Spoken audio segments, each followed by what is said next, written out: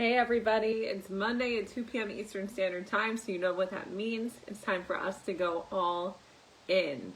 So for those of you guys who are new to my world, I'm Danielle Massey. I am a licensed psychotherapist, intuitive shadow worker, and today I'm going to be using my background in psychology and neuroscience to explain to all of you guys exactly what happens when you change or when you don't change. So let's start with the basics, right? Let's just get right into it this week. Change is hard. Change is really, really hard. And we all know that. It's the reason why there's a billion fad diets out there in the world and why we all have trouble doing the same things day in and day out. And you hear people complain all the time about why they get stuck in their lives. Change is hard, but it doesn't actually have to be. And so I'm going to explain to you guys what is happening in your mind and in your body when you want to change, or when change is something that you're really struggling with. So let's start with the brain. Your brain is just a vast network of experiences. Your whole brain is wired based on experiences that you've had throughout your life. And so all of this wiring that exists within the brain has been there since you were born, where you're having experiences and you deem the world as a certain way, or you see things through a certain lens, and it caused you to act differently because of it. Everybody's brain circuitry is different, and so everybody's experiences, their thoughts, their emotions, their behaviors, their personalities are different because of this. But one thing that we all have in common is that our brains crave consistency. So once those neural pathways are set down, once they're laid out, the brain is very reluctant to change them. It does not want you to do anything different. Not because it doesn't want you to grow and evolve and to learn new things, but because it's unpredictable. So think about this, right? If your brain knows exactly how it feels to wake up every day at 8 a.m., to brush your teeth, to wash your face, to go downstairs and eat the same breakfast you eat every single day, and to go to work and log on to your work and to sit there until 5 p.m. and then you log off, eat dinner, go to sleep. There are neural pathways for that whole set of processes. And the brain likes that because it knows what to predict. That every day, Monday through Friday, you're going to go through that whole process from start to finish. That is predictable, hence safe. Every day we have somewhere between 60 and 70,000 thoughts that run through our heads. That's a lot. 90% of those thoughts are the same as they were the day before because you're doing all the same things.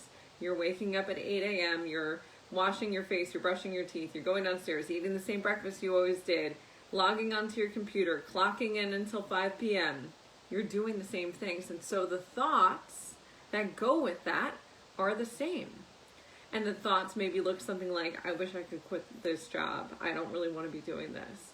Or I should try something new for my breakfast sometime. This is getting old, or whatever it is that comes up in your mind.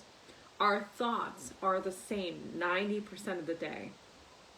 When our thoughts are the same, what happens to us is that we very, very rarely create nuance. We very rarely do anything new because you don't have enough new thoughts to create something new.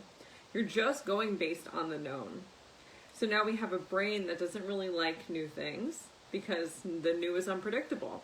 If you were to switch from oatmeal to Cheerios in the morning, what might happen? Maybe your stomach will get upset. Maybe you'll be upset and be hungry earlier in the day. It's too much change. Let's just stick with the consistent. Let's not rock the boat, rattle things. We like consistency. Humans are creatures of consistency. And so our thoughts and our minds crave the same things over and over, as do our bodies. Our bodies like to do what we know, even if it's uncomfortable. If we get back pain from sitting in a chair for a lot of hours during the day, it should make us go, oh, I should wake up in the morning and stretch. Maybe I'll do a little exercise. Maybe I'll go for a run. What tends to happen is you give yourself a little stretch in the chair and you go back to what you were doing, because that's what you always do. We don't like doing different things. We really enjoy the known. Our brains, our bodies, we enjoy the known. And the big reason for this is because of our emotions. Emotions are just chemical reactions within the brain. That's really all they are. But every experience we have in our entire lives is linked to an emotion. So when you were little and you had experiences like the first time you ever tried ice cream, that's linked to an emotion. Maybe it was pure excitement. Maybe you're lactose intolerant. It was just absolutely horrible for you. So the emotion would then be different. It would be fear or anger at what's happening. Everything is hooked up to an emotion. And so when we have the same experiences over and over and over again, the emotions are known. They're predictable. Our bodies never want us to get into the space where we feel fear. Our brains don't mind fear as much, but what they don't want us to do is experience unknown fear. They just like the known fear. I'm trying to make sure that we really have consistent experiences, that it is incredibly hard to create change. So if you stuck with me this far, our brains are wired based on our experiences. There's emotions tied to those experiences that tell us how we should feel about it. Those emotions create those feelings, and those feelings in turn create behaviors. We start to do certain things. And those behaviors, the things that we do day in and day out, combine with all those other pieces of the puzzle, and they form our personality. And our personalities are really changeable. We just think that they're not. Our thoughts, our feelings, our experiences, our behaviors over time create a personality that by age 35 is pretty much all fall into that same pattern of, well, that's not who I am. I'm someone who fill in the blank. I'm someone who isn't good enough. I'm someone who's unworthy. I'm someone who doesn't deserve to. I don't have time. I'm a mom. Fill in the blanks. And those are all just limiting beliefs. That's all they are. These limiting beliefs stop us because we want them to. Because we, on a cellular level, are built for comfort. We don't like change. But here's the thing, right? When we have all these set ideas about who we are and why we're here and what we're doing, we're really living in the past. Because every day we're having 90% of the thoughts that are the same as they were the day before, based on the experiences we've been having since we were children, which means when we have anything happen to us within our lives, we're referring back to the old version of us. Well, I've never been someone who likes this. So you're living in the past. And when you're living in the past, it is very hard to manifest a new future. Because you're always going to be someone who's just a bit behind. You can't create change from a place that you're living from years ago. You can't create change if you're still the same person today that you were a decade ago. You just can't. And so the people who figured this out, the ones who really understand how the brain works, or just intuitively listen to their gut on this one, they realize that you cannot create change based on this version of you that currently sits here right now, because this person is living in the past. They need to create it based on the version of you that exists in the future. The one who's going to be here a year from now, or 5 years from now, 10 years from now. Dream as big as you want.